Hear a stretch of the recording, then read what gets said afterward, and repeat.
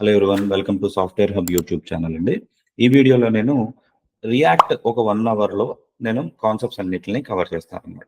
So 2024లో మీరు 1 అవర్లో మీరు రియాక్ట్ నేర్చుకోవాలి అనుకుంటే ఈ రియాక్ట్ అన్నది స్క్రాచ్ కోర్స్ అనేది మీకు యూజ్ అవుతుంది. ఓకే, ఇందులో నేను రియాక్ట్ గురించి ఒక కాంపోనెంట్స్ అండ్ ఇందులో బిల్డ్ టూల్ నేను వాడేది వచ్చి వీట్ బిల్డ్ టూల్ వాడతానండి. వీట్ బిల్డ్ టూల్ వాడి ఎలా క్రియేట్ చేయాలి బిల్డ్, చాలా మంది వీట్ అంటే ఏంటో అని అనుకుంటున్నారు. దాని గురించి ఇందులో కూడా నేను ఎక్స్ప్లెయిన్ చేస్తాను. సో వీడియో ఫుల్ వరకు చూడండి.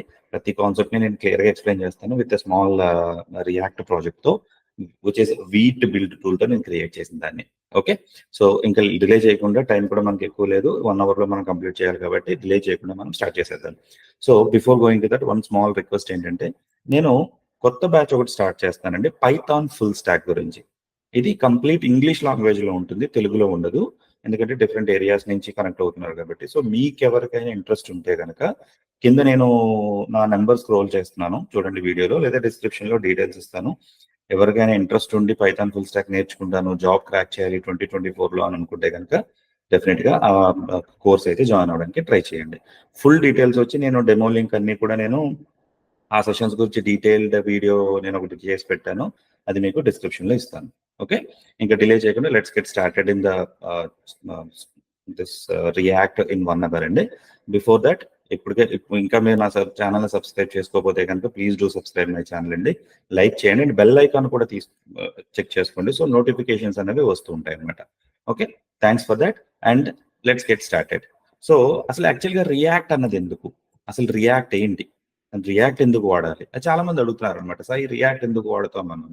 బేసికల్ గా మనం అప్లికేషన్స్ చేస్తున్నప్పుడు one of the best part మన ఒక వెబ్సైట్ లో మనం ఇవ్వగలిగింది ఏంటి అంటే పెర్ఫార్మెన్స్ అండి. ఎందుకంటే ఇప్పుడు ఇంటర్నెట్ అన్నది మనకి చేతుల్లోనే వచ్చేసింది. మొబైల్లో ఇంటర్నెట్ ఉంది, మీరు ఎక్కడ ఉన్నా ఎక్కడ కూర్చున్నా కమ్యూనికేషన్ అన్నది చేసుకోగలుగుతున్నారు. సపోజ్ నేను ఏదో ఒక పల్లెటూరులోకి వెళ్ళానండి, నాకు అక్కడ ఏదో ఒక ఫ్రూట్ కనబడింది, ఏదో మనకు ఇప్పుడు వచ్చి తెలియదు, నాకేం చేయాలి? మనం ఏం చేస్తున్నాం, టక్ మన మొబైల్ ఓపెన్ చేసి ఆ ఫ్రూట్ ని ఫోటో తీసి గూగుల్ లెన్స్ లో స్కాన్ చేయడము, లేకపోతే నేమ్ తెలిస్తే ఆ నేమ్ ద్వారా మనకు వచ్చే బెనిఫిట్స్ ఏంటో చూసుకోవడము ఆ ఫ్రూట్ ద్వారా, ఇవన్నీ చేస్తున్నాం కదా. మరి నేను ఓపెన్ చేసి నేను ఆ ఇంటర్నెట్ ని నేను ఎంటర్ చేసినప్పుడు ఎక్కడో పల్లెటూరులో మనకి ఎంత ఎంత ఎంత స్పీడ్ ఆఫ్ డేటా రావచ్చు మనకి అక్కడ చెప్పలేము. మనకున్న సిగ్నల్స్ ని బట్టి, మనకున్న బ్యాండ్ విడ్త్ ని బట్టి, వాడు ఇచ్చే స్పీడ్ ని బట్టి మనకు అది పేజ్ లోడ్ అవుతుంది. మరి అంత పేజ్ లోడ్ అవ్వాలి అంటే మరి మన అప్లికేషన్ కూడా అంతే స్టాండర్డైజేషన్ లో ఉండాలి కదా. మన ఒక వెబ్సైట్ చేస్తున్నప్పుడు ఈ కేసెస్ అన్ని తీసుకోవాలన్నమాట. సో అదే రియాక్ట్ అన్నది ఏంటంటే కొన్ని కాన్సెప్ట్స్, కీ ఫ్యూచర్స్ ని తీసుకొచ్చాడు. ఆ ఫ్యూచర్స్ వల్ల ఏంటంటే మన రియాక్ట్ అప్లికేషన్ లో డెవలప్ చేసే కాన్సెప్ట్స్, వెబ్సైట్స్ అన్ని కూడా పెర్ఫార్మెన్స్ వైజ్ చాలా బాగుంటుంది. ఓకే, దానివల్లే ఈ రియాక్ట్ అనేది బాగా ఇంప్రూవ్ అయింది అనమాట. సో అందులో కొన్ని బేసిక్ కీ ఫ్యూచర్స్ వచ్చి మీకు ఫస్ట్ వన్ వచ్చి మీకు వర్చువల్ డామ్ అంటే ఏంటంటే మనకి యాక్చువల్ డామ్, యాక్చువల్ డామ్ అంటే బ్రౌజర్ లో ఉంటుంది. బ్రౌజర్ లో ఉన్న డామ్ మీద మనం ఎఫెక్ట్ పెట్టాం అనుకోండి, ఓకే, నాకు ప్రాబ్లం అవుతుంది కదా. ఎగ్జాంపుల్ లాగా తీసుకోవాలంటే ఇప్పుడు నేను ఉన్నాను, నాకు ఒక వెయిట్ ఇచ్చారు, ఒక 5 kgs వెయిట్ ఇచ్చారు, నేను పట్టుకుని నించున్నా. సో ఎంతసేపు నించోగలుగుతాను, రైట్? నేను ఇప్పుడు దాని మీద ఇంకొంచెం వెయిట్ వేస్తూ ఉంటా, అంటే ఏపీఐ కాల్స్ జరుగుతున్నాయి. నా బ్రౌజర్ లో ఉన్న డేటాలో 5 kgs లోడ్ ఉంది ఆల్రెడీ, నేను దాంట్లో ఏపీఐ ద్వారా డేటా తెచ్చి వేస్తూ ఉన్నా. అంటే ఏమైంది, 5 kgs కాస్త 6 kgs అయింది, 6 kgs కాస్త 10 kgs అయింది. సో అప్పుడు నేను ఏం చేస్తాను, దిగిపోతూ ఉంటా కిందకి వెయిట్, అంతే కదా. సో అలాగే అప్లికేషన్ లో ఈ రియాక్ట్, జావా స్క్రిప్ట్ ఇవన్నీ ఏంటంటే క్లయింట్ సైడ్ స్క్రిప్టింగ్ లాంగ్వేజెస్ అండి. క్లయింట్ సైడ్ స్క్రిప్టింగ్ లాంగ్వేజ్ అంటే మీరు మనం అర్థం చేసుకోవాల్సింది ఏంటంటే, ఒక బ్రౌజర్ లో నేను ఇప్పుడు ఇక్కడ బ్రౌజర్ ఓపెన్ చేసి ఐల్ గో విత్ www.google.com అంటే ఇప్పుడు ఆ గూగుల్ కి సంబంధించిన ఇమేజెస్, సిఎస్ఎస్, ఫాంట్లు, ఓకే, జావా స్క్రిప్ట్ లైబ్రరీస్ ఏమైనా ఉంటాయి అవన్నీ కూడా నా లోకల్ బ్రౌజర్ లో లోడ్ అయిపోతాయి.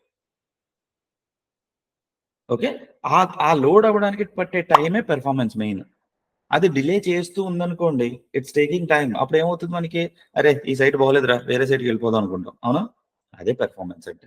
సో కాబట్టి ఆ పెర్ఫార్మెన్స్ ని మనం జాగ్రత్తగా మెయింటైన్ చేసుకోవాలి. కాబట్టి నేనైతే స్టాండర్డైజేషన్ చేసుకుంటూ HTML, CSS, జావా స్క్రిప్ట్, ఎందుకంటే నాకు 15 years ఎక్స్పీరియన్స్ ఉంది కాబట్టి దాన్ని నేను చేసుకుంటూ వచ్చేవాడిని. బట్ ఇప్పుడు రియాక్ట్లో ఏంటంటే ఆ ఫ్యూచర్స్ ఆల్రెడీ బిల్డ్ చేసి ఇచ్చాడు, మనం వాడుతున్నప్పుడు జాగ్రత్తగా కేర్ తీసుకుంటే చాలు అనమాట. సరే, ఇప్పుడు ఆ కీ ఫీచర్స్ కొన్ని ఏంటంటే, ఒకటి వర్చువల్ డామ్ అండి. సో బ్రౌజర్లో ఉన్న డామ్ని నేను ఇబ్బంది పెట్టను. అప్పుడు ఏం చేస్తాను నేను ఎందుకు చెప్పా 5 కేజీస్ వెయిట్ పట్టుకుని కూర్చున్నా. ఓకే, సపోజ్ అందులో ఒక డిఫరెంట్ సైజ్ ఆఫ్ ఫ్రూట్స్ ఉన్నాయి అనుకోండి. యాపిల్ ఉన్నాయి, తర్వాత ఒక బాస్కెట్లో ఏమో నాకు బనానాస్ ఉన్నాయి, ఒక బాస్కెట్లో ఏమో అలా 5 కేజీస్ వచ్చినాయి. ఇప్పుడు నేనేం చేస్తానంటే, నాలాంటి దాన్ని ఒక వర్చువల్గా ఒకటి వెయిట్ బకెట్ని క్రియేట్ చేసి అందులో 5 కేజీస్ పెట్టాను. ఇందులో ఏం ఐటమ్స్ ఉన్నాయో ఆ వర్చువల్ ఐటమ్స్ లో కూడా అన్ని వెయిట్ పెట్టి ఉంచాను అనమాట. సేమ్ ఫ్రూట్స్ సేమ్ ఎన్నెన్ని ఉన్నాయి లెక్కగా. 5 యాపిల్స్ ఉన్నాయి, 6 బనానాస్ ఉన్నాయి, 2 కోకోనట్స్ ఉన్నాయి, అలా చెప్పి పెట్టుకున్నా. ఇప్పుడు నా అప్లికేషన్ నేనేం చేశానంటే, కొత్త ఫ్రూట్ వచ్చింది. నేను ఇప్పుడు ఏం చేశాను, యాపిల్లో ఒక యాపిల్ తీసి పాత యాపిల్ తీసి కొత్త యాపిల్ పెట్టా. బట్ ఉన్నదేంటి, కౌంట్ ఎన్ని ఉన్నాయి, ఇందాక నేను చెప్పింది 5 ఉన్నాయి. 5లో కౌంట్ మారిందా, మారలా. ప్రొడక్ట్ మారిందా, మారలా. అప్పుడు వర్చువల్ డామ్ వాడు ఏం చేస్తాడంటే, యాక్చువల్ డామ్లో ఉన్న యాపిల్స్ని వర్చువల్ డామ్లో ఉన్న యాపిల్స్ని చూసి మారినయా, నాకు అక్కడ కావాల్సింది ఏంటి, యాపిల్ ప్రొడక్ట్ ఉందా, దాని ప్రైస్, దాని క్వాంటిటీ ఎంత ఉంది, ఈ చాలు నాకు. అందులో కలర్ ఏంటి ఇవన్నీ తర్వాత చూసుకుందాం కదా. ఇప్పుడు అక్కడ వర్చువల్ డామ్లో చేంజ్ జరగల. మనకి తెలుసు చేంజ్ జరిగింది ఏంటి, పాత ఫ్రూట్ తీసి కొత్త ఫ్రూట్ పెట్టాం, చేంజ్. బట్ మీరు సాఫ్ట్వేర్ పరంగా ఆలోచిస్తే నా బాస్కెట్లో ఉన్న యాపిల్స్ వర్చువల్ డామ్లో ఉన్న యాపిల్స్ కూడా కౌంట్ సరిపోయింది, వెయిట్ సరిపోయింది. సో అప్పుడు నాకు చేంజ్ లేదు కదా. అప్పుడు నా 5 కేజీస్లో కొత్త యాపిల్ పెట్టినట్టు రాదు కదా. నాకు ఇప్పుడు 5 కేజీస్లో 5 కేజీస్లోనే అప్డేట్ చేసుకుంది. సో ఆబ్వియస్గా నా యొక్క పెర్ఫార్మెన్స్ పెరుగుతుంది కదా. అదే వర్చువల్ డామ్ అంటే. యాక్చువల్గా బ్రౌజర్లో ఒక డామ్ అని ఉంటుందండి, దాన్ని వర్చువల్ డామ్తో కంపేర్ చేస్తూ చేంజెస్ ఏమన్నా ఉంటే తప్ప మళ్ళీ దాన్ని రీరెండర్ చెయ్యదు, దాన్ని అప్డేట్ చెయ్యదు. అదే కీ ఫీచర్ ఇక్కడ. ఇందులో 2 టైప్స్ ఆఫ్ అల్గారిథం వాడారు, డిఫింగ్ అల్గారిథం అండ్ రీకన్సలేషన్ అల్గారిథం అని. అది మనకి ఇంటర్వ్యూ క్వశ్చన్స్ లో బాగా యూస్ అవుతుంది. నెక్స్ట్ పార్ట్ వచ్చి కోడ్ స్ప్లిట్టింగ్ అండి. ఇది ఒక అనదర్ ఇంపార్టెంట్ పాయింట్ అనమాట. కోడ్ని మీరు ఎన్ని విధాలుగా మీరు స్ప్లిట్ చేయాలనుకుంటున్నారో అన్ని విధాలుగా స్ప్లిట్ చేసి ఎంత కోడ్ అయితే కావాలో అంత కోడ్ ఆ కాంపోనెంట్కి వాడుకోవచ్చు. Suppose home page, about page, contractors page అని 3 పేజెస్ ఉన్నాయండి. 3 పేజెస్లో నాకు హెడర్ కామన్, సో హెడర్ని యూస్ చేసుకుంటా, ఇంకా వేరే కాంపోనెంట్స్ వాడను, దాన్ని స్ప్లిట్ చేసుకుని పెట్టుకుంటా. సో దానివల్ల బెనిఫిటే కదా. నాకు ఫైనల్గా బ్రౌజర్లో లోడ్ అయ్యే పేజ్ ఏమవుతుంది, నాకు ఒక 10 లైన్స్ 100 లైన్స్తో సరిపోతుంది. మళ్ళీ నాకు ఆ కాంపోనెంట్తో పని లేదు, దాన్ని తీసేసి కొత్త కాంపోనెంట్ పెట్టుకుంటా. అంటే 100 లైన్స్ వెళ్ళిపోయినాయి, కొత్త 50 లైన్స్ వచ్చినాయి. సో దానివల్ల నాకు పెర్ఫార్మెన్స్ పెరిగిపోతుంది కదా. ఓకే, అదొక సెకండ్ ఫీచర్. నెక్స్ట్ వచ్చి జేఎస్ఎక్స్ అండి. మనం జావా స్క్రిప్ట్లో ఏమన్నా హెచ్టిఎంఎల్ని బైండ్ చేయాలన్నా, డైనమిక్గా ఏమైనా ఎక్స్ప్రెషన్స్ యూజ్ చేయాలన్నా మనకి జావా స్క్రిప్ట్లో రాస్తే చాలా కొంచెం కాంప్లెక్సిటీ. అంటే వెనిలా జావా స్క్రిప్ట్ గురించి మాట్లాడుతున్నాం. ఇప్పుడు వచ్చిన ES6 ఫీచర్స్ మాట్లాడతా. ES6 ఫీచర్స్లో మనకి ఏదో టెంప్లెట్ లిటరల్ అని ఇవన్నీ ఇచ్చాడు, రైట్. బట్ ప్రీవియస్గా చేయాలంటే అది కాంప్లెక్స్ అయ్యేది. దాన్ని కూడా ఈ జేఎస్ఎక్స్ జావా స్క్రిప్ట్ XML కాన్సెప్ట్లో రియాక్ట్ కూడా అంతే లైట్ వెయిట్తో, అంతే HTML ఎలా రాస్తామో అలాగే రాయాలని చెప్పి జేఎస్ఎక్స్ని రిలీజ్ చేశాడండి. ఓకే, ఈ జేఎస్ఎక్స్ వల్ల మనకి మంచి బెనిఫిట్ ఏంటయ్యా అంటే, కోడ్ కూడా మనం HTML వెబ్ బ్రౌజర్స్ ఎలా అయితే చేసుకుంటున్నామో కోడ్ మనం ఏదో ఒక టూల్ వాడతాం చూసారా, అలాగే మనం ఇక్కడ కూడా వాడుకోవచ్చు అనమాట. That is what the main motto. Okay, next వచ్చి ఒక ప్రాజెక్ట్ని సెటప్ చేద్దాం. ఓకే, సో నేను చెప్పినట్టు ప్రాజెక్ట్స్ సెటప్ చేసేటప్పుడు నేను ఏం చేస్తానంటే npm create vite at latest అని చెప్పి ఎంటర్ కొట్టినప్పుడు నాకు ఇక్కడ ఏం చేస్తుంది, నాకు వీట్ ఇన్స్టాల్ అయ్యలేదనమాట. క్రియేట్ వీట్ అనేది ఇన్స్టాల్ చేసుకోవాలి లేదు కాబట్టి need to install the following package. ఇప్పుడు ఇన్నాళ్ళు మనం ఏం చేసేవాళ్ళు, npx create react app అనేవాళ్ళు, బట్ ఇప్పుడు అలా కాదు. Okay, npm create vite at latest అంటున్నాం. ఓన్లీ ఆ బిల్డింగ్ టూల్ మారుతుంది. బిల్డింగ్ టూల్ మారడం అంటే ఏంటి అంటే, బిల్డింగ్ టూల్ అంటే ఇప్పుడు NPX తో మీరు బిల్డ్ చేస్తున్నప్పుడు ఒక ప్యాకేజ్ క్రియేట్ అవుతుంది. ప్రొడక్షన్ ప్యాకేజ్ కావచ్చు, లేకపోతే లోకల్ ప్యాకేజ్ కావచ్చు, సంథింగ్ బిల్డ్ ప్యాకేజ్ కావచ్చు. అలాంటి వాటిల్లో బెనిఫిట్ అనమాట. ఫాస్ట్ గా బిల్డ్ చేయడం కోసం వీడు మనకి వీట్ అనేది ఒకటి దింపాడు. ఇక్కడ చూడండి, నాకు ఇన్స్టాల్ అయిపోయింది. ఇప్పుడు ప్రాజెక్ట్ నేమ్ అడుగుతున్నాడు, వీట్ ప్రాజెక్ట్ అంటున్నా. బట్ నేను ఇందాక ఏమన్నాను, web_ సపోజ్ లైక్ 01. ఓకే, లేకపోతే suppose let's take it as an మనది ప్రాజెక్ట్ నేమ్ ఆల్ఫా అనుకుందాం, ఆల్ఫా 01 అయితే ఆల్ఫా 1. ఓకే, _1 అని చెప్పి ఎంటర్ ఇచ్చాను. సో వాడు ఏమడుగుతున్నాడు, నాకు వీట్ వాడు నీకు వెనిలా జావా స్క్రిప్ట్ తో ప్రాజెక్ట్ చేస్తున్నావా, వ్యూతో చేస్తున్నావా, రియాక్ట్ తో చేస్తున్నావా, ప్రీ రియాక్ట్, లిట్ ఇలా చెప్పి కొన్ని ఆప్షన్స్ ఇచ్చాడు. మీరు నేను ప్రస్తుతానికి రియాక్ట్ కాబట్టి రియాక్ట్ సెలెక్ట్ చేసుకుంటా. అదర్స్లోకి వెళ్తే నాకు తెలిసి యాంగులర్ కూడా ఉంటుంది అందులో. అండ్ ఇక్కడ మీరు అబ్జర్వ్ చేశారో లేదో, టైప్ స్క్రిప్ట్తో చేస్తున్నారా లేదా జావా స్క్రిప్ట్తో చేస్తున్నారా అని అడుగుతుంది. నాకు జావా స్క్రిప్ట్ చాలు.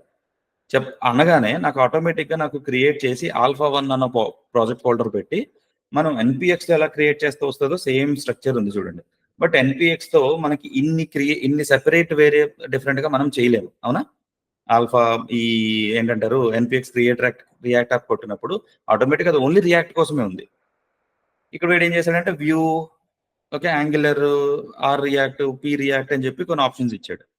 జావా స్క్రిప్ట్ కూడా ఇచ్చాడు. అందులో టైప్ స్క్రిప్ట్తో చేస్తావా నార్మల్ చేస్తావా అంటున్నాడు. ఇప్పుడు ఏమైంది, టైప్ స్క్రిప్ట్తో పెడితే టైప్ స్క్రిప్ట్కి సంబంధించిన ఇన్స్టాలేషన్ అంతా జరిగి టైప్ స్క్రిప్ట్ కూడా నాకు ఇక్కడ కాన్ఫిగరేషన్ వచ్చేసేది అనమాట. సో ఆటోమేటిక్గా బిల్డింగ్ నేను ఎప్పుడైతే సేవ్ చేస్తానో ఆటోమేటిక్గా టైప్ స్క్రిప్ట్ బిల్డ్ అయ్యి రన్ అవుతుంది.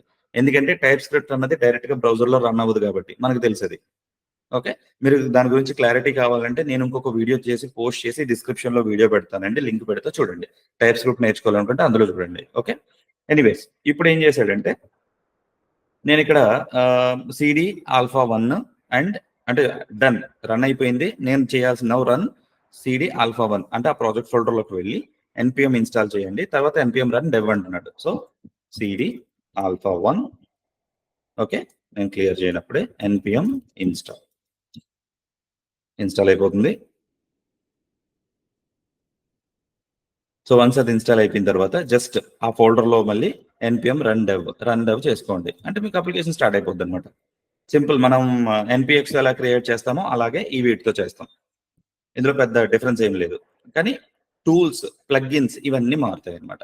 అవి మారి మీకు ఫోల్డర్ స్ట్రక్చర్ మాత్రం సేమే కనబడుతుంది. సాయి దాంట్లో దీంతో డిఫరెన్స్ లేదు కదా అంటారు, బట్ ఇక్కడ చూసారా వీట్.కాన్ఫిగ్ వచ్చింది. ఓకే, నెక్స్ట్ సరే ఇన్స్టాల్ అయిపోయింది. ఇప్పుడు ఎన్పిఎం రన్ డెవ్ నేను జస్ట్ క్లియర్ చేసుకోండి, ఎన్పిఎం రన్ డెవ్ చేశాను అనమాట. సో ఆటోమేటిక్గా నాకు లోకల్ హోస్ట్ చూడండి, లోకల్ హోస్ట్ 127.0.0.1 ఇది జరుగుతుంది. లేదా లోకల్ హోస్ట్ అనేది కూడా మీరు ఇంటించుకోవచ్చు అనమాట. మరి లేదు నేను ఈ వెబ్సైట్లోకి వెళ్తానంటే కనుక copy paste and there you go, Vite plus React. వాడు ఒక సింపుల్గా పేజ్ ఇచ్చాడు, కౌంట్ ఈజ్ 1.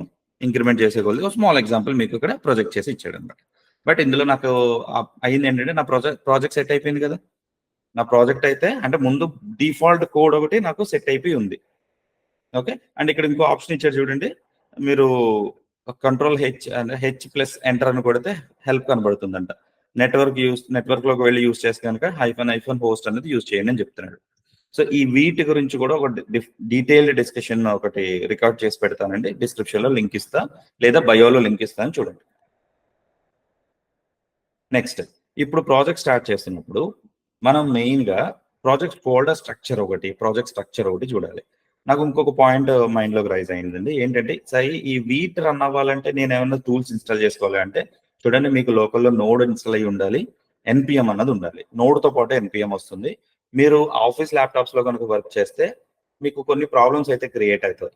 ఓకే, కాన్ఫిగరేషన్ చేసుకోండి. విండోస్ అయితే కనుక మీరు ఎన్విరాన్మెంట్ వేరియబుల్ సెటప్ చేసుకోండి, అవన్నీ అడుగుతారు, అవి చూసుకోండి. ఓకే, నా ఇప్పుడు బేసిక్ స్ట్రక్చర్లోకి వస్తే ఇప్పుడు ఎస్సీఆర్సి మనకి సోర్స్ ఫైల్. సో ఇందులోనే మీకు కావాల్సిన కాంపోనెంట్స్కి సంబంధించిన డేటా అంతా ఉంటుంది. అండ్ ఇక్కడ చూడండి జేఎస్ఎక్స్ అని క్రియేట్ చేసుకున్నాడు. సో app.jsxలోకి వెళ్తే మీకు ఇప్పుడు వీట్ అప్లికేషన్ ఏదైతే రన్ అవుతుందో దానికి సంబంధించిన కోడ్, వీడు ఒక చిన్న sample state count set count అని పెట్టి దానికి సంబంధించిన HTML అంతా, దాని యొక్క సంబంధించిన లాజిక్ అంతా ఇక్కడ చూపిస్తున్నాడు. మీకు కావాలంటే యూజ్ చేసుకోవచ్చు, లేదా నాకు ప్రస్తుతానికి అయితే అక్కర్లేదు, I'm just removing it. And ఇందులో H1 పెట్టుకుంటా, జస్ట్ JSXలో హలో వరల్డ్, నాకు తెలిసిందే కదా మనం ప్రతి దాంట్లోని హలో వరల్డ్ అనేది ప్రింట్ చేస్తాం, నాకు స్టేట్ కూడా అక్కర్లేదు. అండ్ మీరు అబ్జర్వ్ చేశారు లేదో, వాడు ఒక చిన్న ఫంక్షనల్ కాంపోనెంట్ అయితే ప్రొజెక్ట్ చేశాడు మనకి. సో సెమికాలన్ నా చూడండి హలో వరల్డ్, పర్ఫెక్ట్, నాకు చాలు ఇది ప్రస్తుతానికి అయితే ఐఎమ్ ఓకే. సాయి మరి అదేంటిది సెంటర్లోకి ఎలా వచ్చింది అంటే కనుక వాడు డిఫాల్ట్గా కొన్ని సిఎస్ఎస్ కూడా రాసి ఇచ్చాడు, దానివల్ల అది కనబడుతుంది మీకు. ఓకే, సో దట్స్ ఓకే, నాకు పెద్ద ఇష్యూ అయితే ఏం కనపడలేదు. సో ఇది క్లియర్ చేసుకోండి. ఈ మీకు కావాలంటే చెప్పే కదా, మీకు కావాలంటే ఉంచవచ్చు, లేదంటే తీసేయచ్చు. నా ఈ లోగోని కూడా తీసేద్దాం చూడండి ఇప్పుడు. రైట్, హలో వరల్డ్ సిఎస్ఎస్ కూడా క్లీన్ చేసుకున్నా. అండ్ వాడు కూడా ఇండెక్స్లో కూడా కొంచెం ఏదో ఇచ్చాడు. సో ఇవన్నీ కూడా నాకు అక్కర్లేదు ప్రస్తుతానికి, తీసేది. సరే అంటే బ్యాక్గ్రౌండ్ మాత్రం ఉంచాను సో దట్ మనకు కొంచెం నీట్గా ఉంటుంది మనం చేసే అప్లికేషన్ ఇప్పుడు. ఓకే, నెక్స్ట్ ఇప్పుడు కాంపోనెంట్స్ గురించి డిస్కస్ చేద్దాం. నేను ఇక్కడ ఒక పాయింట్ చెప్పాను ఏంటంటే ఇక్కడ మీకు ఫంక్షనల్ కాంపోనెంట్ కనపడుతుంది అని చెప్పాను. అసలు వాట్ ఈస్ ఏ కాంపోనెంట్ అంటే నేను ఫ్యూచర్ లో కోడ్ స్ప్లిట్టింగ్ అని ఒక కాన్సెప్ట్ చెప్పాను చూసారా, ఆ కోడ్ స్ప్లిట్టింగ్ అంటే నథింగ్ బట్ కాంపోనెంట్ అనమాట. ఒక కాంపోనెంట్ లో మీరు కోడ్ రాస్తున్నప్పుడు మీరు ఒక లైనే రాశారు, కోడ్ ఒక కాంపోనెంట్ కింద క్రియేట్ చేసుకోండి. ఆ కాంపోనెంట్ మీరు ఎక్కడ కావాలంటే అక్కడ యూస్ చేసుకోవచ్చు. ఇప్పుడు నేను ఈ ఫంక్షనల్ కాంపోనెంట్ లో హలో వరల్డ్ మాత్రమే ఉంచాను. This is a component which is a part of code splitting. Code splitting దాంట్లో ఇది ఒక కాన్సెప్ట్ అనమాట. ఓకే, లేదు ఇంకో కాంపోనెంట్ చేస్తాను, లోగో పెట్టుకుంటాను, ఒక కాంపోనెంట్ చేయండి, లోగో అందులో ఇన్సర్ట్ చేయండి, ఆ లోగోని ఇక్కడ ఇంపోర్ట్ చేసుకోండి, బాగుంటుంది. ఓకే, అలా చేయొచ్చు అనమాట. సో దాన్ని బట్టి మీరు కాంపోనెంట్స్ అనేది డిఫైన్ చేసుకుంటూ వస్తాం. కానీ ఈ components two types of structures లో ఉంది. ఒకటి ఫంక్షనల్ కాంపోనెంట్, ఒకటి క్లాస్ కాంపోనెంట్. క్లాస్ కాంపోనెంట్ అంటే సింపుల్ గా మీకు ఒక ఎగ్జాంపుల్ చూపిస్తాను. Let me save this. Save చేయండి. సంథింగ్ లైక్ ఎస్ఆర్సిలో టెస్ట్ డాట్ లేదా class component. Okay, class component dot JSX మీకు సింపుల్ గా ఓ జేఎస్ఎక్స్ కింద క్రియేట్ చేసి పెట్టుకున్నా. ఓకే, అండ్ ఇందులో నేను ఇంపోర్ట్ ఏం చేయను. మన ES6 లో క్లాస్ కాంపోనెంట్ ఉంది కదా, అదే క్లాస్. ఇదేంటిది క్లాస్ కాంపోనెంట్. మీరు స్టేట్ ప్రాప్స్ రావాలి కాబట్టి నేను ఇక్కడ ఎక్స్పోర్ట్, ఓకే, ఎక్స్పోర్ట్ క్లాస్ అని చెప్పి ఎక్స్టెండ్స్ రియాక్ట్ డాట్ కాంపోనెంట్ ఇలా కూడా చేయొచ్చు. ఈ రియాక్ట్ మరి ఇంపోర్ట్ చేసుకోవాలి కదా, so import React from React. Okay, extends so React dot children కాదండి, రియాక్ట్ డాట్ కాంపోనెంట్ ఇలా ఇంపోర్ట్ చేసుకుని ఇందులో ఖచ్చితంగా మనకి ఒక కన్స్ట్రక్టర్ అనేది ఉండాలి. సో ఎందుకు సాయి నాకు క్లాస్ కాంపోనెంట్ చెప్తున్నాం అంటే ఇది కూడా ఇంపార్టెంట్ అండి. మనం హెచ్ఓసిస్ అని ఎర్రర్ బౌండరీ హెచ్ఓసి అని వాడుతుంటాం రియాక్ట్ లో, అందులో వాడు క్లాస్ కాంపోనెంటే వాడతాడు. ఓకే, ఎందుకు అన్నది నేను చెప్తాను, ముందు స్ట్రక్చర్ అయితే చూడండి. సో కన్స్ట్రక్టర్ తీసుకొచ్చాను. ఇప్పుడు నాకు స్టేట్ అన్నది కావాలి కదా, ఆ స్టేట్ అన్నది ఎక్కడ ఉంటుందంటే రియాక్ట్ కాంపోనెంట్ లో ఉంటుంది అనమాట. ఓకే, ఇది ఎక్కడ ఉంటుందంటే రియాక్ట్ డాట్ కాంపోనెంట్ లో. ఓకే, అంటే పేరెంట్ కాంపోనెంట్ ఎక్స్టర్నల్ గా ఒక కాంపోనెంట్ లో ఉంది, దాన్ని నేను ఎక్స్టెన్స్ అంటే ఇంపోర్ట్ చేసుకుని ఇందులో నేను ఎప్పుడైతే సూపర్ అని యూజ్ చేస్తానో అందులో ఉన్న వేరియబుల్స్ నేను ఇందులో యూజ్ చేసుకోవచ్చు. ఓకే, నా ఇందులో నేను ఇప్పుడు JSX రాయాలి, you have a render method. Okay, render method లో యూ హ్యావ్ ఎ మెథడ్ కదా, అది render method like this. So ఇందులో రిటర్న్ ఉంటుంది. ఈ రిటర్న్ లో మీకు కావాల్సిన H1 హలో వరల్డ్ అయిపోయింది. మీ క్లాస్ కాంపోనెంట్ అయిపోయింది. ఇప్పుడు సేవ్ చేయండి. నేను అలాగే ఎక్స్పోర్ట్ చేశాను కాబట్టి ఈ క్లాస్ కాంపోనెంట్ ని ఈ app.js లోకి ఇంపోర్ట్ చేసి పెడదాం. Let's try import class component. Okay, from ./class component. Okay, let's try hello world కింద మళ్ళీ క్లాస్ కాంపోనెంట్ అని పెట్టి క్లాస్ కాంపోనెంట్ పెడతా.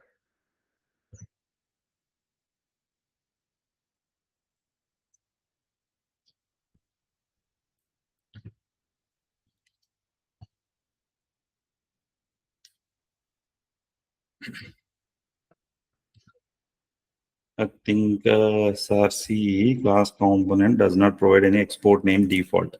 I have a default. Okay, so default. చూడండి డిఫాల్ట్ లేదని చెప్పాడు, ఇప్పుడు డిఫాల్ట్ పెట్టారు. నా you go hello world 2 times వచ్చినాయి. ఒకటేమో క్లాస్ కాంపోనెంట్స్ రెండర్ చేస్తున్నాను, ఇంకోటేమో ఫంక్షనల్ కాంపోనెంట్స్ రెండర్ చేస్తున్నాను.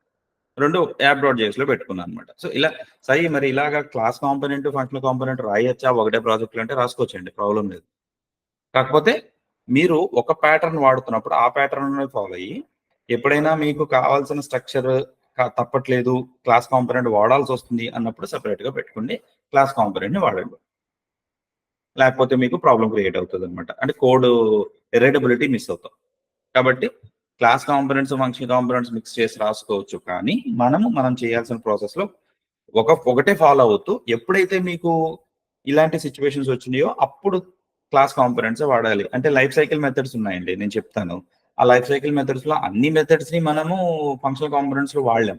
బట్ నాకు రిక్వైర్మెంట్ వచ్చి నేను ఏదైతే వాడలేనో అదే హ్యాండిల్ చేయాలి. అప్పుడు నేను ఏం చేస్తాను, క్లాస్ కాంపోనెంట్లో రాసుకుంటా. అందుకని okay cool. So this is what a component.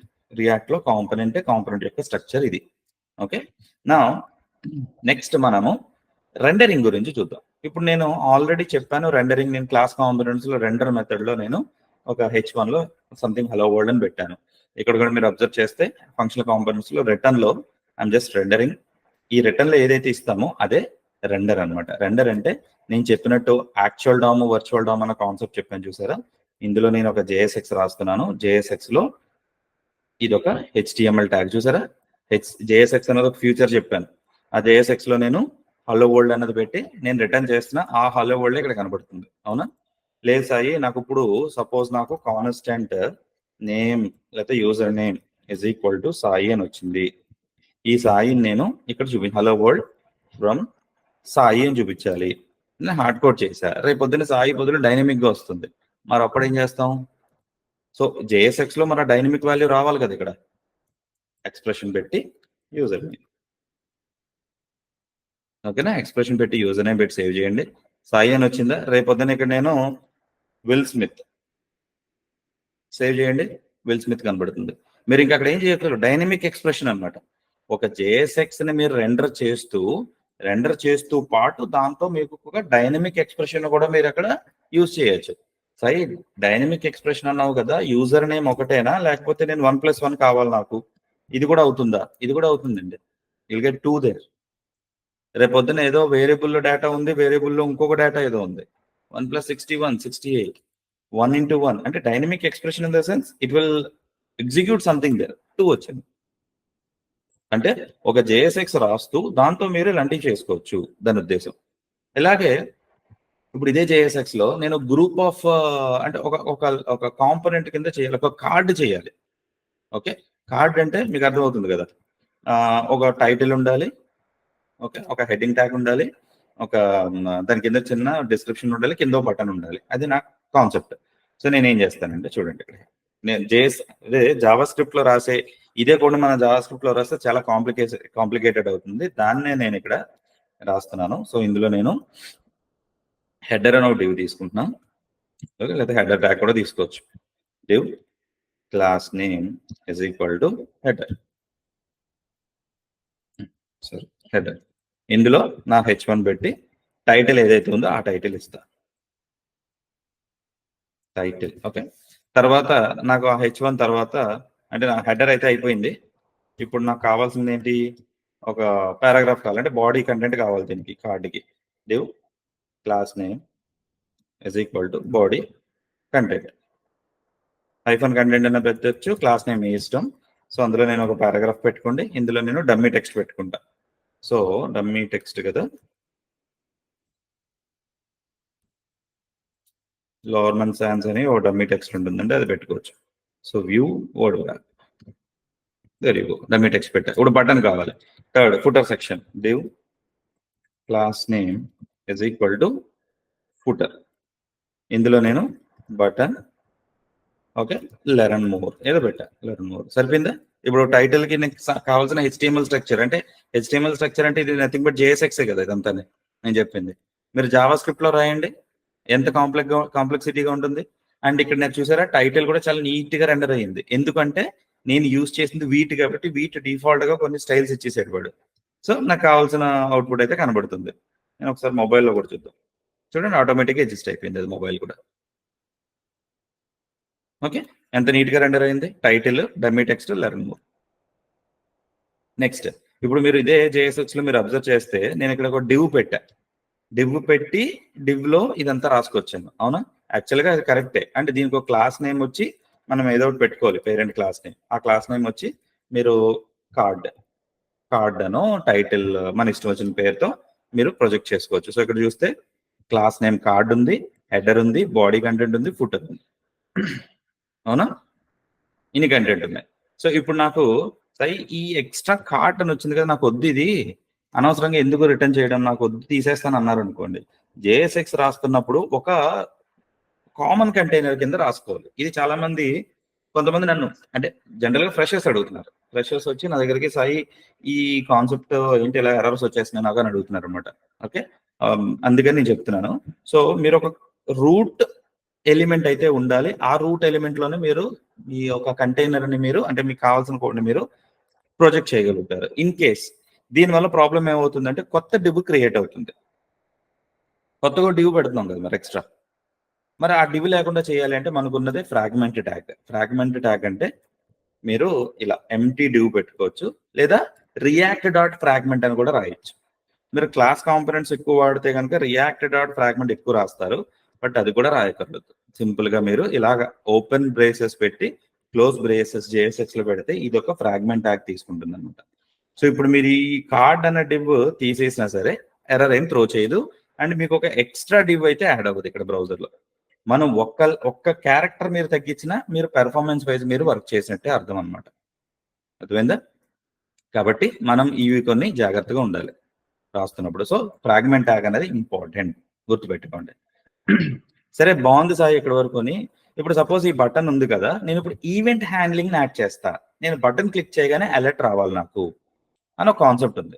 అప్పుడు నేను ఏం చేస్తానంటే, నేను ఇక్కడ ఫంక్షనల్ కాంపోనెంట్స్ కదా, constant button event click event handler, click event handler అని చెప్పి రాసుకుని ఒక యారో ఫంక్షన్ పెట్టుకుంటున్నాను. ఇందులో if you what ever you want, alert పెడతారా, కన్సోల్ పెట్టుకుంటారా, అది మీ ఇష్టం. ఓకే, నేనేం చేస్తానంటే ప్రస్తుతం మనకు తెలియాలి కాబట్టి అది పుట్టే కన్సోల్. అలర్ట్స్ అయితే మాక్సిమం పెట్టకండి, ఎందుకంటే బై మిస్టేక్ మీరు అది ప్రొజెక్ట్ చేసేసారు అనుకోండి ప్రొడక్షన్ లోకి, అది కాస్త మీకు ఒక షో స్టాపర్ కింద క్రియేట్ అవుతుంది. షో స్టాపర్ అంటే ఏదైనా అప్లికేషన్ రన్ అవుతున్నప్పుడు ఎక్కడైనా బ్రేక్ అయిపోయి మీరు బ్లాక్ అయిపోయింది అనుకోండి పేజ్, నెక్స్ట్ పేజ్కి మూవ్ అవ్వట్లా, అప్పుడు దాన్ని షో స్టాపర్స్ అంటుంటారు రియల్ టైంలో. ఓకేనా? సో కాబట్టి బటన్ క్లిక్ అని చెప్పి మెసేజ్ పెట్టా. ఇప్పుడు ఈ బటన్ క్లిక్ ని నేను ఈ బటన్ క్లిక్ చేస్తున్నప్పుడు జరగాలి, అంటే ఈవెంటే కదా. On click button click handler, ఇదే ఈవెంట్ హ్యాండ్లింగ్. క్లిక్ చేస్తున్నప్పుడు ఈ బటన్ ని కాల్ చేస్తాం. ఇప్పుడు చూడండి కన్సోల్లో చూడండి, your getting button clicked, clear once again, click again. చూడండి మీరు ఎన్నిసార్లు కొడుతున్నారు అన్నిసార్లు నెంబర్ కౌంట్ ఇంక్రిమెంట్ అవుతుంది. లేదా ఇక్కడే ఎక్స్ప్రెషన్ లో ఇనీషియల్ గా కౌంట్ 0 చేసుకున్నా పర్లేదు, లేదా 0 1 +1 అన్నా ఇక్కడ వదిలేండి, అది కౌంట్ నేను స్టేట్ చెప్పినప్పుడు కౌంట్ పెడతాను. ప్రస్తుతానికి అయితే ఈ నెంబర్తోనే చెక్ చేసుకుందాం. అర్థమైందా? సో బటన్ క్లిక్ చేసినప్పుడు ఈవెంట్ జరుగుతుంది. అలా కాసాయి. ఇప్పుడు ఈ ఈవెంట్, ఈ బటన్ నాకు జనరల్ గా ఫంక్షన్స్ రాస్తున్నప్పుడు ఈవెంట్ అన్నది ఒక ఆబ్జెక్ట్ వస్తుంది కదా, ఇప్పుడు తెచ్చుకోవచ్చా ఇందులో అంటే తెచ్చుకోవచ్చండి. మీరు డైరెక్ట్ గా ఈవెంట్ పెట్టి ఈవెంట్ అంటే ఆ ఈవెంట్ ఏంటి అనేది మీకు ట్రిగ్గర్ అయిపోతుంది. బటన్ క్లిక్డ్ చూడండి, ఈవెంట్ యొక్క ఆబ్జెక్ట్ కూడా మీకు ప్రింట్ అవుతుంది.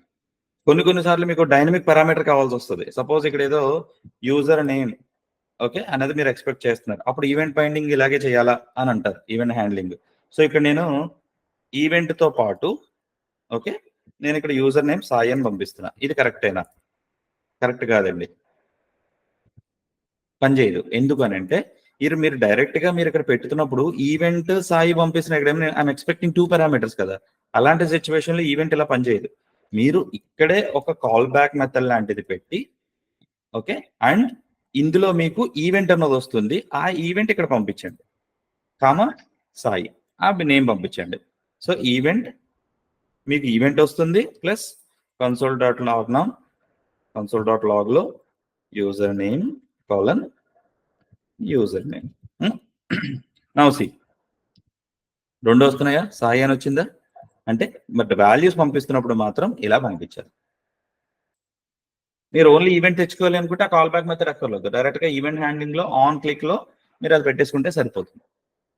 So Sai on click okay, on blur on focus అంటే అందులో కూడా అంతే, ఆన్ ఫోకస్ ఆన్ క్లిక్ ఆ ఈవెంటే మారుతుంది. మెథడ్ మీరు కావాల్సిన చోట పెట్టుకోవచ్చు అనమాట, ప్లేస్ చేసుకోవచ్చు.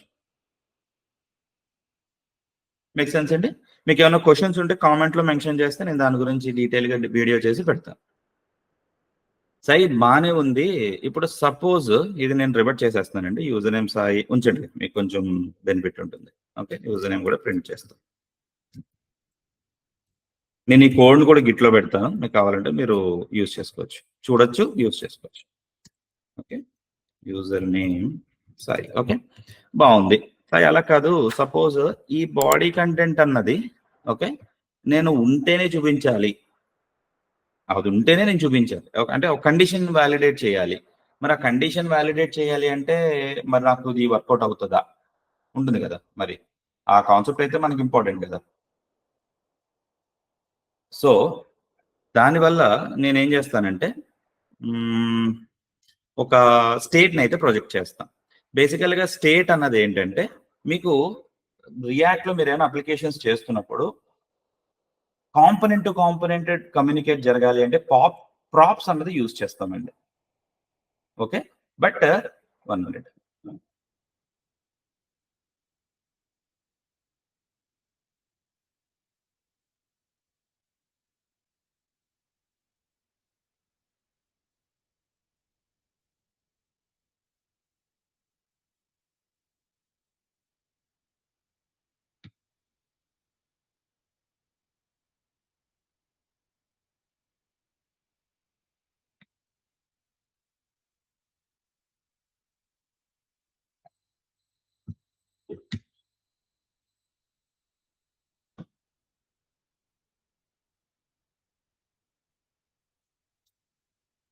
సో స్టేట్ ప్రాప్స్ అన్నది ఏమవుతుందంటే, ప్రాప్స్ ఒక కాంపోనెంట్ ఇంకో కాంపోనెంట్లోకి డేటా పంపించాలంటే ప్రాప్స్ అన్నది వాడతాం. ఇంటర్నల్గా కాంపోనెంట్లో కమ్యూనికేషన్ జరగాలంటే స్టేట్ వాడతాం. అండ్ ఆ స్టేట్ మీద డిపెండ్ అయ్యే మీ యొక్క రీరెండరింగ్, కాంపోనెంట్ రీరెండరింగ్ అనేది జరుగుతుంది, గుర్తుపెట్టుకోండి. సో దానికోసం నేను ఏం చేస్తానంటే, ఇక్కడ యూజ్ స్టేట్ అని ఉంది కదా, ఇంపోర్ట్ చేసుకోండి, లేకపోతే స్టేట్ సంథింగ్ లైక్ ఇప్పుడు ఏంటి మనం చేసేది కంటెంట్ కదా, content comma set content. First దేమో వేరియబుల్ అయితే సెకండ్ దేమో సెట్ కంటెంట్ అనేది సెక్టర్ మెథడ్ అనమాట. So use state of initial గా I'm going to give a empty string లేదు, ఓకే, లేదా నల్ ఏదైనా పెట్టుకోండి, ఏ డేటా టైప్ అయినా పెట్టుకోండి, ప్రస్తుతానికి అయితే నల్ పెడుతున్నాం. పెట్టి ఇది ఈ బటన్ క్లిక్ చేసినప్పుడు ఇప్పుడు నేను ఏదైతే డేటా అనుకుంటున్నానో ఇది, ఈ డేటాని నేను ఇక్కడ ప్రొజెక్ట్ చేస్తా, ఇందులో పెట్టుకుంటున్నాను యాజ్ ఎ స్ట్రింగ్. ఇప్పుడు ఇక్కడ ఏమైంది, నాకు పారాగ్రాఫ్ లో డేటా లేదు, ఐమ్ రైట్. సో ఇక్కడ నేను ఈ వేరియబుల్ పెట్టాను అనుకోండి, okay, let's keep a variable like this, expression లో పెట్టా, నాకు ఏం కనబడుతుంది ఇక్కడ, నాకు ఏం లేదు, empty, nothing, I'm not seeing anything here, అవునా? కానీ మీరు అబ్జర్వ్ చేస్తే, ఇన్స్పెక్ట్ చేసి చూసినప్పుడు అక్కడ ఒక డివ్ అన్నది ఉంటుంది, చూడండి, డివ్ ఉంది, అందులో పారాగ్రాఫ్ ఉంది. ఎందుకు? అన్నెసెసరీగా డేటా లేనప్పుడు నేను ఎందుకు చూపించాలి? సో జేఎస్ఎక్స్ లో ఏంటంటే కండిషనల్ గా కూడా మీరు ఆ ఎలిమెంట్స్ ని చూపించవచ్చు. ఎలాగంటే ఈ కంటెంట్ ఇక్కడ పెట్టా కదా, పెట్టే ముందే ఈ డివ్ రాసే ముందే నేను ఒక ఎక్స్ప్రెషన్ పెట్టుకోండి, ఎక్స్ప్రెషన్ లో కండిషన్ రాస్తా, ఎలాగా, కంటెంట్ ఓకే ఉండాలి అంటే, ఇక్కడ ఏం చేశాను, నల్ చేశా కదా, ఇప్పుడు నల్ కాదు, కంటెంట్ లో డేటా ఉండాలి, ఏదో ట్రూ ఓ ఫాల్స్ సంథింగ్ ఏదో ఉండాలి, ఉండి దాని తర్వాతే నాకు ఈ డివ్ అనేది రెండర్ అవ్వాలి. సో నా కండిషన్ ఇలా పెడతా, దీన్ని కొంచెం ట్యాబ్ ఇద్దాం, 2 ట్యాబ్స్. నా సి నాకేం లేదు, మీరు అబ్జర్వ్ చేస్తే నాకు హెడర్ ఉంది, ఫుటర్ ఉంది, మధ్యలో బాడీ కంటెంట్ లేదు, అవునా? ఇప్పుడు క్లిక్ చేయండి, దేర్ యు గో, నాకు బాడీ కంటెంట్ వచ్చింది. అంటే ఇప్పుడు ఏమవుతుంది, ఈ సెట్ వేరియబుల్ ఈ స్టేట్ లో నేను ఒక వేరియబుల్లోకి డేటా అప్డేట్ చేసినప్పుడు ఈ వర్చువల్ డామ్ యాక్చువల్ డామ్ ఏమైందంటే, వర్చువల్ డామ్ లో స్టేట్ అప్డేట్ అయింది. మరి బాబాయ్ నేను కంటెంట్ అప్డేట్ చేసి చూసుకో అన్నాడు. ఇప్పుడు ఏమైంది, బ్రౌజర్ లో కంటెంట్ లోకి డేటా ఈ డమ్మీ టెక్స్ట్ అనేది ప్రొజెక్ట్ అయింది.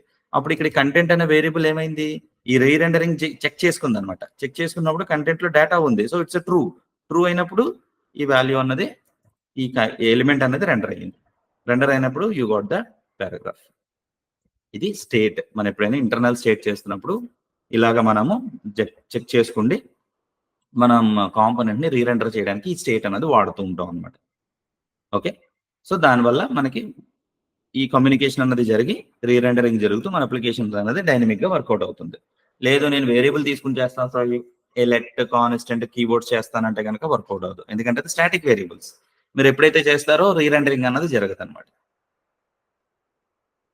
ఓకే, నెక్స్ట్ ఇప్పుడు మనకి నెక్స్ట్ వచ్చేది ఫామ్. ఒక ఫామ్ గురించి చూద్దాం. ఒక ఫామ్ ని నేను క్రియేట్ చేసి ఆ ఫామ్ కి ఒక వ్యాలిడేషన్ పెట్టాలి. ఓకే, ఇందులోనే లేకపోతే ఒక కొత్తగా ఫామ్ అని కొత్తగా ఒక కాంపోనెంట్ తీసుకుందాం. చూడండి, నేను ఇప్పుడు SRCలో కొత్తగా పేజెస్, మీ ఇష్టం, కాంపోనెంట్స్ అయితే కాంపోనెంట్స్ తీసుకోండి. ప్రస్తుతానికి పేజెస్ తీసుకోండి. అందులో new file, registration form, registration _form _component, నా నేమింగ్ కాంపోనెంట్ డాట్ JSX అని పెట్టుకోండి. ఈ JSX లో నేను ఏం చేస్తానంటే నా functional component, okay, registration form అని చెప్పి తీసుకుని, ఓకే, ఇందులో రిటర్న్ లో మన JSX ఇవ్వాలి. సపోజ్ ప్రస్తుతానికి అయితే రిజిస్ట్రేషన్ ఫామ్ అని చెప్పి తీసుకున్నాం. ఓకే, నా export default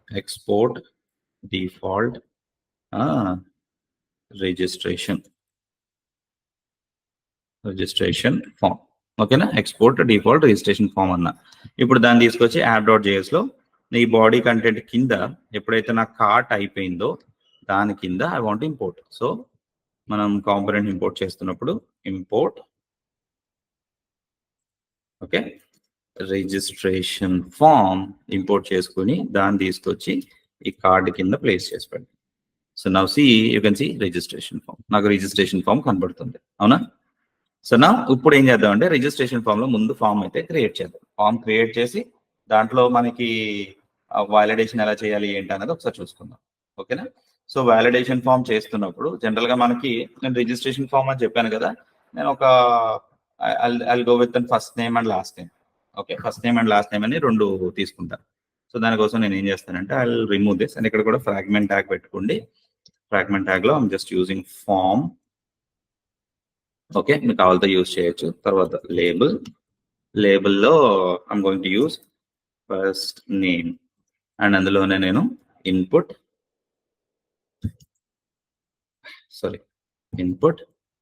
okay, type is equal to text, okay, name is equal to first name. ప్రస్తుతానికి అయితే ఇలా ఉంచుతాం. నాకు స్టేట్ అన్నది ఒకటి క్రియేట్ చేసుకోవాలి, ఆ స్టేట్ కూడా యాడ్ చేస్తాను. బట్ ఇందులో చేంజ్ జరుగుతున్నప్పుడు ఏం చేయాలన్నది కూడా నేను చూపిస్తాను. So next last name, I'm going to take the last name లో just change it to last name. Okay, so తర్వాత మనకు ఉండేది ఈ ఈమెయిల్ ఉంటుంది కదా జనరల్ గా మనకి. సో అలాగే ఇంకోటి కాపీ చేసుకోండి, దీనికి కూడా ఈమెయిల్ పెట్టండి, ఈమెయిల్. సో మనకు కొంచెం నేమ్ కావాలి కాబట్టి ఈమెయిల్, ఓకే, ఇలా పెట్టాను. లేదా యారో కూడా తీసేయచ్చు, నేమ్ వచ్చి ఈమెయిల్. ఫైనల్ గా మనకి సబ్మిట్ బటన్, అది గో విత్ బిఆర్ అండ్ ఇక్కడ button, okay, type is equal to submit and register or submit అలా పెట్టుకుందాం. నా ఇఫ్ యూ సీ చూడండి, మీకు ఫామ్ అయితే క్రియేట్ అయింది. అంటే మీకు ఏంటి సాయి ఇలాగా ఆఫ్టర్ వన్ కనబడుతుంది అంటే మన CSS అక్కడ రాయట్లేదు కదా, రైట్. సో దానికోసం మీరు ఏం కావాలంటే క్లాస్ పెట్టుకోండి, మీరు క్లాస్ని మీరు ఒక డివ్ పెట్టుకోండి, డివ్ని మీరే అడ్జస్ట్ చేసుకోవచ్చు. ఓకే, నా ఇప్పుడు ఏంటంటే ఇప్పుడు ఏదైతే మనము ఇక్కడ ఈ సబ్మిట్ బటన్ కానీ, ఓకే, ఆన్ సబ్మిట్ జరిగినప్పుడు మరి ఆ వాల్యూ అప్డేట్ అవ్వాలి కదా. సో దానికోసం నేను ఏం చేస్తానంటే చూడండి, స్టేట్ అనేది యూజ్ చేసుకుంటున్నాను. ఎందుకంటే ఆ వాల్యూస్ నాకు తెలియకపోతే నేను దాన్ని అప్డేట్ చేయలేను కదా. సో ఎక్స్ప్రెషన్ లో యూజ్ స్టేట్, ఓకే, రియాక్ట్ లో తెచ్చుకుని ఈ యూజ్ స్టేట్ లో నేను constant form data set form data అని చెప్పి తీసుకుంటా, is equal to use state of అని చెప్పి ఎక్స్ప్రెషన్ లో నేను ఇప్పుడు ఏమేమి తీసుకున్నాను, first name empty, last name colon empty, తర్వాత ఈమెయిల్ కాలన్ ఎంటీ. ప్రస్తుతానికి అయితే అన్ని empty, first name last name అది ఒక స్టేట్ లో పడేసాను, ఎందుకంటే స్టేటే కదా మెయిన్ మనకి ఇంపార్టెంట్ రీరెండరింగ్ జరగాలంటే.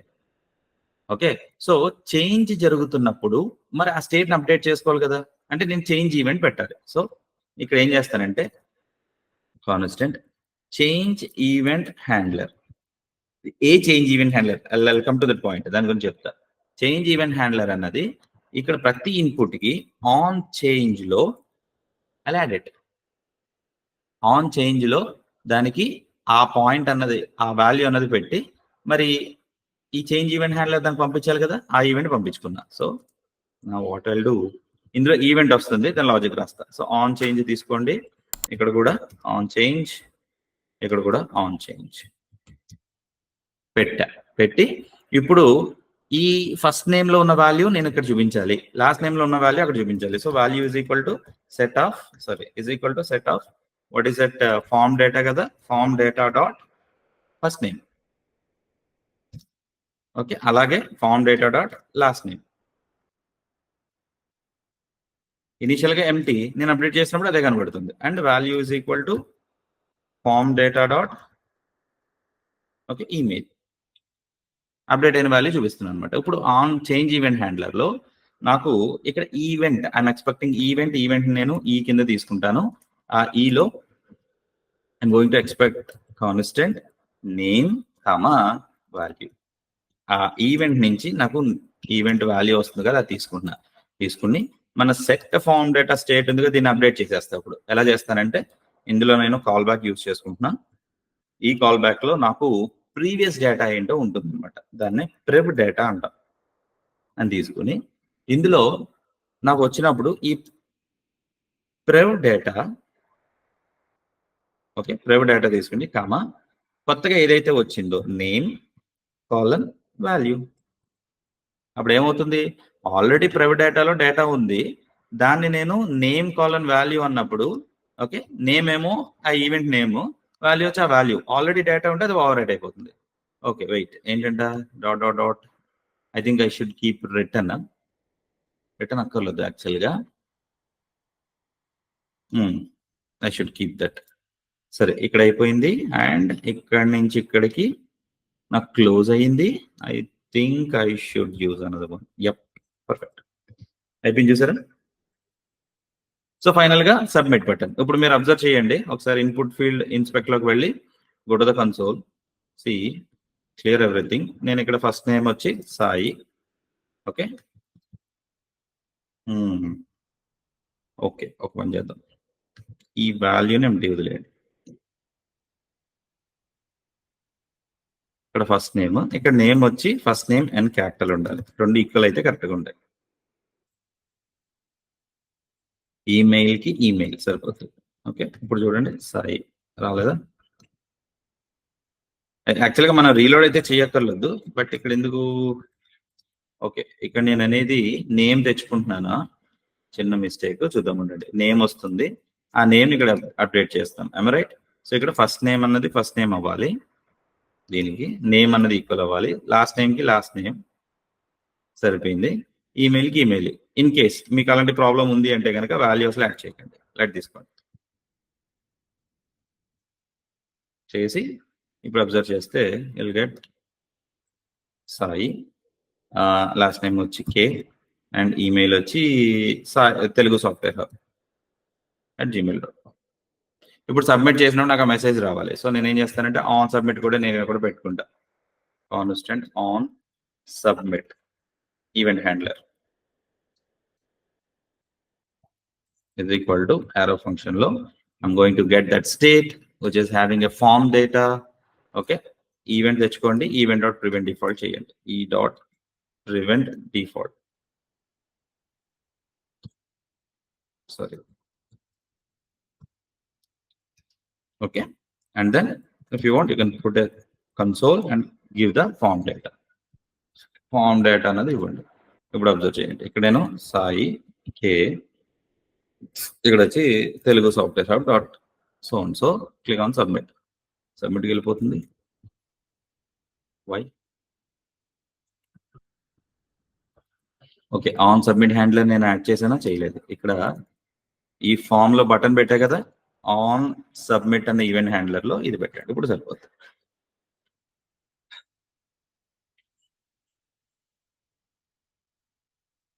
ఓకే ఆన్ సబ్మిట్ లో ఇక్కడ సారీ ఐ థింక్ నేను బటన్ పెట్టకూడదు, I should keep inside the form, my bad. Now try, yup there you go. Initial గా ఎంటీ కనబడుతుంది, నేనేమో ఫస్ట్ నేమ్ ని సాయి అంటాను, లాస్ట్ నేమ్ కే, ఫైనల్ గా ఈమెయిల్ వచ్చి Telugu software hub .gmail.com, submit చేయండి. First name, last name undefined. ఇది చూసారా, అన్డిఫైన్డ్ అన్డిఫైన్డ్ అంటే మనం యాడ్ చేస్తున్నప్పుడు చేంజ్ జరుగుతున్నప్పుడు వస్తుంది, అన్డిఫైన్డ్ వస్తుంది అనమాట. అది మనం కొంచెం జాగ్రత్తగా చూసుకోవాలి. సో ఇప్పుడు వాల్యూ మళ్ళీ బ్యాక్ తీసుకురండి. Value is equal to set of first name comma form data dot first name. Okay, అలాగే value is equal to set of form data dot last name. So final గా value is equal to form data dot last email. Try తీసుకోండి.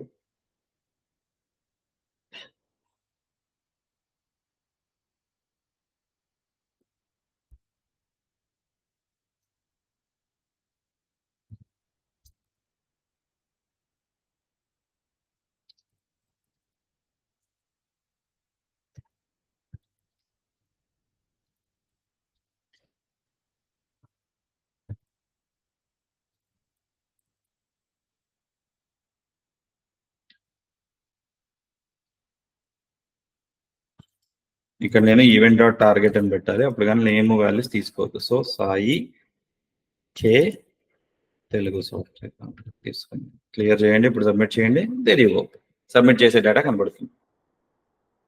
And there it showing un undefined. మనం కొంచెం logic correct గా check చేసుకోగలిగితే ఆ అన్డిఫైన్స్ కూడా రావన్నమాట. Okay, నా form validation చూసాం, ఫామ్ చెకింగ్ కూడా చూసాం. ఇప్పుడు ఇన్ కేస్ ఫామ్ వ్యాలిడేషన్ లో మీకు ఏమన్నా ఎర్రర్స్ తెలుసుకోవాలి అంటే కనుక ఈ వాల్యూలోనే మీరు ఇక్కడ ఎప్పుడైతే యాడ్ అవుతుందో అప్పుడు వాల్యూ ఉందా లేదా, ఉంటే ఎర్రర్ త్రో చేయి, లేకపోతే చేయలేదు అని మీరు పెట్టుకోవచ్చు. సపోజ్ ఇక్కడ value is equal to empty అని ఉంటే you can put it as an required field, అలా పెట్టుకోవచ్చు అనమాట వ్యాలిడేషన్స్ అని చెప్పి. ఓకే, నెక్స్ట్ ఇంపార్టెంట్ పాయింట్ వచ్చి life cycle method. Life cycle methods అనేవి చాలా క్రిటికల్ అండి రియాక్ట్ లో. సో రియాక్ట్ లో మనం ఎప్పుడైనా లైఫ్ సైకిల్స్ మెథడ్స్ గురించి మాట్లాడాలి అంటే మనము 3 టైప్స్ ఆఫ్ ఫేజెస్ ఉంటాయి యాక్చువల్గా. ఓకే, ఆ ఫేజెస్ ఏంటంటే updating, okay, mounting, updating and unmounting. ఈ 3 ఫేజెస్ అనమాట ఒక రియాక్ట్ కాంపోనెంట్ లో. ఈ 3 ఫేజెస్ అంటే మన life cycle component life cycle methods phases అనమాట. అలాగే మనం హ్యూమన్ లో కూడా చూసుకుంటే మనకి లైఫ్ సైకిల్ ఫేజెస్ ఉంటాయి. ఎలాగా, మార్నింగ్, ఆఫ్టర్నూన్, ఈవినింగ్. ఇది అంతే. మార్నింగ్ ఏం చేస్తాం, వేకప్ అంటే లేవడము, బ్రష్ చేసుకోవడము అండ్ బ్రేక్ఫాస్ట్ చేయడం, ఆఫీస్కి వెళ్ళడం, సమ్ క్రైటీరియాస్ ఉంటాయి. అప్డేషన్స్ అంటే మధ్యలో మనం లంచ్ చేస్తాం మన బాడీ కోసం, ఆకలిస్తుంది, అన్నం తింటాం, అప్డేట్ చేస్తాం, ఆకలిని ఫిల్ చేస్తాం, మళ్ళీ ఈవినింగ్ స్నాక్స్ తింటాం, చాయ్ తాగుతాం, మళ్ళీ ఈవినింగ్ వెళ్ళి డిన్నర్ చేస్తాం, రైట్. ఇవన్నీ అప్డేషన్స్ జరుగుతున్నాయి, అది అప్డేటింగ్ ఫేజ్. అన్మౌంటింగ్, నిద్రపోతాం, ఇంకే పని చేయం మనం, అవునా, అన్మౌంటింగ్ అనమాట. సో ఈ 3 ఫేజెస్ ని మనం కంట్రోల్ చేయడానికి కాంపోనెంట్ లోడ్ అయ్యింది, కాంపోనెంట్ అప్డేట్ అవుతుంది అని మనము మరి బ్రౌజర్కి చెప్పాలి కదా, చెప్తేనే కదా రీరెండరింగ్ అనేది జరిగేది. అది చెప్పకపోతే ఎలా జరుగుతుంది? కాబట్టి అది చేస్తున్నప్పుడు ఈ ఫేజెస్ లో మనము కొన్ని కాంపోనెంట్ లైఫ్ సైకిల్ మెథడ్స్ ఉంటాయన్నమాట. ఆ లైఫ్ సైకిల్ మెథడ్స్ ఎలాగంటే కాంపోనెంట్ డిడ్ మౌంట్, అది ఎలా హ్యాండిల్ చేస్తాం ఫంక్షనల్ కాంపోనెంట్స్ లో అంటే యూజింగ్ యూజ్ ఎఫెక్ట్ యూజ్ చేసి కాంపోనెంట్ డిడ్ మౌంట్ మీరు హ్యాండిల్ చేయాలి అంటే యూజ్ ఎఫెక్ట్ లో ఒక కాల్ బ్యాక్ ఫంక్షన్ పెట్టుకోండి, గివ్ ఎ ఎంప్టీ అరే. ఇది కాంపోనెంట్ డిడ్ మౌంట్ అంటే, డిడ్ మౌంటింగ్. అలాగే కాంపోనెంట్ అప్డేట్స్ కావాలి, కాంపోనెంట్ అప్డేట్ కావాలి అంటే ఇలా కూడా చేయొచ్చు. ఇందులో మీరు ఒక ప్రాప్స్ పెట్టుకోండి, ఏదైతే ప్రాప్స్ మీరు దేని వల్ల అయితే మీ కాంపోనెంట్ రీరెండర్ అవ్వాలనుకుంటారో ఆ ప్రాప్ని పెడితే దాన్నే కాంపోనెంట్ అప్డేట్ అంటారు. కాంపోనెంట్ అన్మౌంటింగ్ అంటే అయిపోయింది, నాకు అన్మౌంట్ చేసేసుకోవాలి దాన్ని. సో యూజ్ ఎఫెక్ట్ లో మీరు ఒక కాల్ బ్యాక్ మెథడ్ ని రిటర్న్ చేయండి. ఓకే, నేనేం చేస్తాను, ఎక్స్ప్రెషన్ లో రిటర్న్ కాల్ బ్యాక్ మెథడ్సే, ఇదే అన్మౌంటింగ్ అంటే. ఓకేనా, కాంపోనెంట్ అన్మౌంటింగ్. ఈ 3 ఫేజెస్ యూస్ చేసుకుని డేటా లోడ్ అవుతుందా, డేటా అప్డేట్ అవుతుందా, డేటా అయిపోయి మన కాంపోనెంట్ రిలీజ్ చేసి వెళ్ళిపోతున్నామా అన్న దానికి మనము జస్టిఫికేషన్ చేసుకోవచ్చు. ఓకే, ఇప్పుడు ఏపీఐ ఇంటిగ్రేషన్. ఇప్పుడు నేను ఒక ఏపీఐని ఇంటిగ్రేట్ చేయాలి. సో మనకు కాంపోనెంట్ లోడ్ అవుతున్నప్పుడు చేయాలి. ఇదిగోండి ఇక్కడ చేయొచ్చు. దీంట్లో నేను యూజ్ చేయాల్సింది ఫెచ్ లో ఏపీఐ యూఆర్ఎల్ తెచ్చుకుంటా. సపోజ్ ఇప్పుడు నాకు డమ్మీ జేసన్ అని ఒక జేసన్ ఫైల్ ఉంది. ఈ డమ్మీ జేసన్ నుంచి ఒక డేటా తీసుకుంటాను. సో అందులో నాకు ఇదిగోండి ఒక ప్రొడక్ట్ తెచ్చుకుంటాను. సో ఈ ఫెచ్ కాల్ మొత్తాన్ని నేను copy and component life cycle method లో ఫెచ్ యూఆర్ఎల్ డాట్ దెన్ అని చెప్పి యూజ్ చేసుకున్నప్పుడు మీరు ఒకసారి కాంపోనెంట్ కనుక రన్ చేసి మీరు ఇఫ్ యూ సీ ఏమైంది రిఫరెన్స్ ఎర్రర్ వస్తుందంటే ప్రాప్స్ అనేది reference error I'm sure. Right, ఇప్పుడు చూసారా డేటా ఒకటి వచ్చింది. ఇది ఎక్కడి నుంచి వచ్చింది అంటే మీరు అబ్జర్వ్ చేస్తే నెట్వర్క్ కాల్లో ప్రొడక్ట్ కి XHR లో చూడండి ప్రొడక్ట్ 1 అన్న ఏపీఐ కాల్ జరిగింది. ఏపీఐ కాల్స్ అనమాట. ఏపీఐని ఇంటిగ్రేట్ చేయాలంటే ఇలా ఫెచ్ కాల్ ద్వారా ఇంటిగ్రేట్ చేయొచ్చు, లేదా యాక్సియోస్ అనే థర్డ్ పార్టీ లైబ్రరీ యూస్ చేసి కూడా చేయొచ్చు. ఓకే, ప్రస్తుతానికి అయితే ఫెచ్ ద్వారా మనము ఓ ప్రొడక్ట్ ని మనము ఇంపోర్ట్ చేసుకుంటున్నాం from dummy Jason. Ajax calls ఇలా చేస్తాం to fetch the API. It's simple, పెద్ద ఏం కాంప్లెక్స్ కాదు. లేస్ అయ్యి ఇలా కాదు, ఒక బటన్ క్లిక్ చేస్తున్నప్పుడు జరగాలి. సో ఇదే ఫెచ్ కాల్ మీరు తీసుకెళ్ళి మనం ఆల్రెడీ క్లిక్ హ్యాండ్లర్ చేస్తున్నాం. బటన్ సబ్మిట్ చేస్తున్నప్పుడు సబ్మిట్ చేసి కన్సోల్ చేస్తాం. ఇక్కడ చేసుకోవచ్చు కదా, అది ఇలా కూడా చేయొచ్చు. ఏపీఐ కాల్ని బటన్ క్లిక్ లో కూడా చేసుకోవచ్చు. జస్ట్ దాని పొజిషన్ మార్చుతాం అంతే. ఓకే, సరే ఇప్పుడు వరకు రియాక్ట్ లో మొత్తం మాక్సిమం కాన్సెప్ట్స్ అన్ని ఇంపార్టెంట్ కాన్సెప్ట్స్ అన్ని మనం కవర్ చేసాం అంటే అని. ఇప్పుడు ఫైనల్ గా మనం డిస్కస్ చేయబోయేది రౌటింగ్ అండి, react routing. Okay, react routes అనేది చాలా ఇంపార్టెంట్ పాయింట్.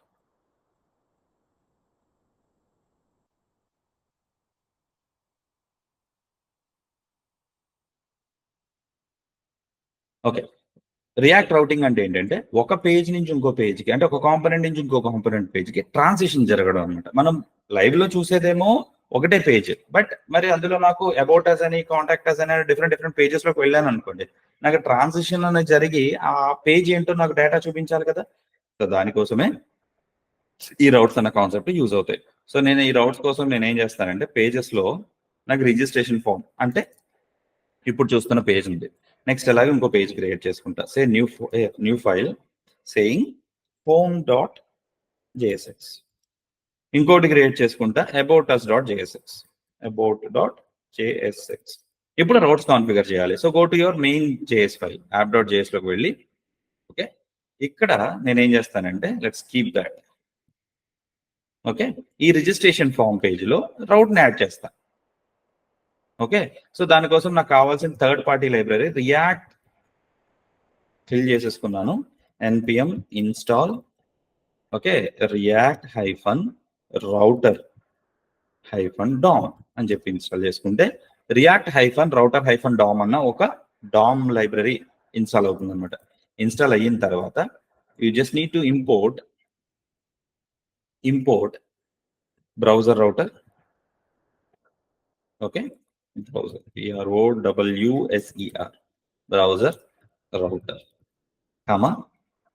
routes route అని చెప్పి తీసుకుని ఫ్రమ్ ఓకే react-router-dom నుంచి బ్రౌజర్ రౌట్స్ తెచ్చుకున్నా. సో ఇప్పుడు ఇక్కడ ఏం చేస్తానంటే ఐఎమ్ గోయింగ్ టు సే ఆ బ్రౌజర్ రౌటర్ని యూజ్ చేసుకుని ఈ బ్రౌజర్ రౌటర్ లో నేను రౌట్స్ అని యూజ్ చేసి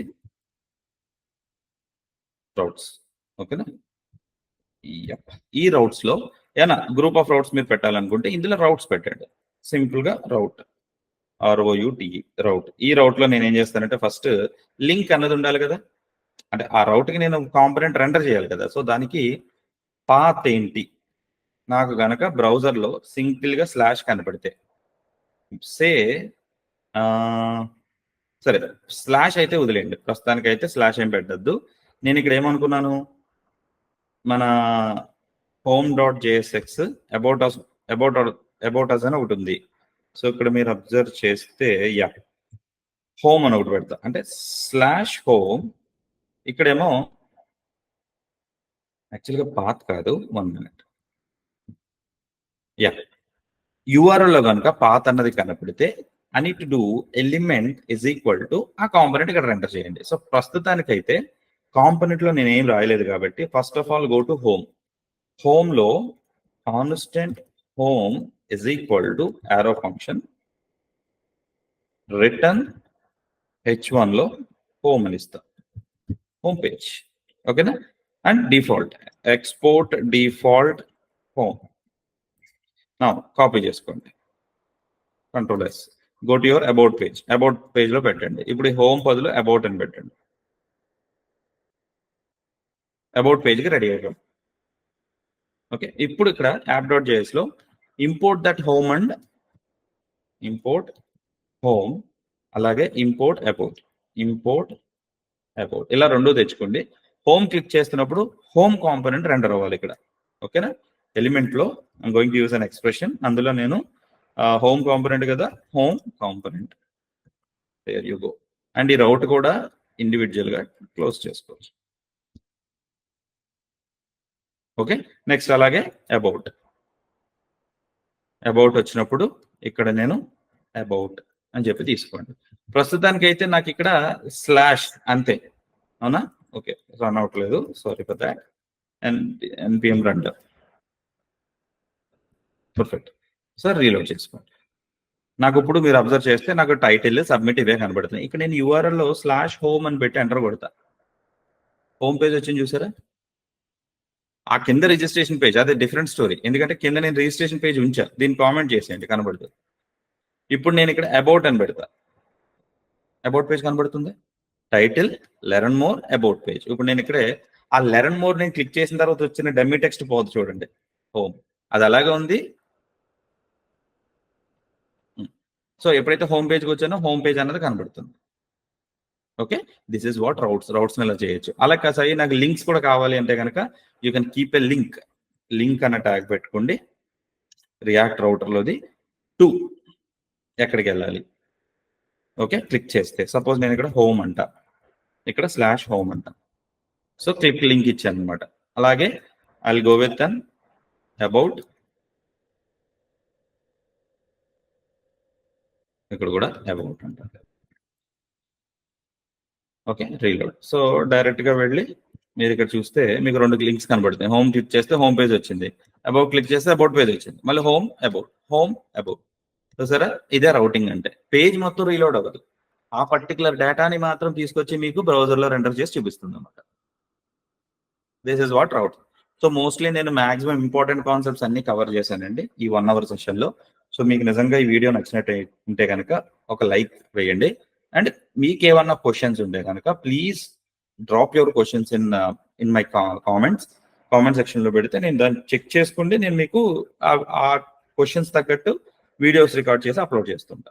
ఓకే, థ్యాంక్ యూ అండి, థ్యాంక్ యూ వెరీ మచ్. ఇంకా మీరు ఈ ఛానల్ సబ్స్క్రైబ్ చేసుకోకపోతే సబ్స్క్రైబ్ చేసుకోండి. ఓకే, నా ఇంగ్లీష్ ఛానల్ కూడా ఉంది, ఇంగ్లీష్ ఛానల్ కూడా సబ్స్క్రైబ్ చేసుకోండి. అండ్ నేను పైథాన్ ఫుల్ స్టాక్ కోర్స్ ఒకటి స్టార్ట్ చేస్తాను. ఓకే, ఆ కోర్సుకి నేను డీటెయిల్స్ అన్ని నేను డిస్క్రిప్షన్ లో పెడతాను, డెమో లింక్ ఇవన్నీ ఒకసారి చెక్ చేసుకొని మీరు జాయిన్ అవుతానంటే కనుక మీరు రిజిస్ట్రేషన్ చేసుకోండి. Thank you very much.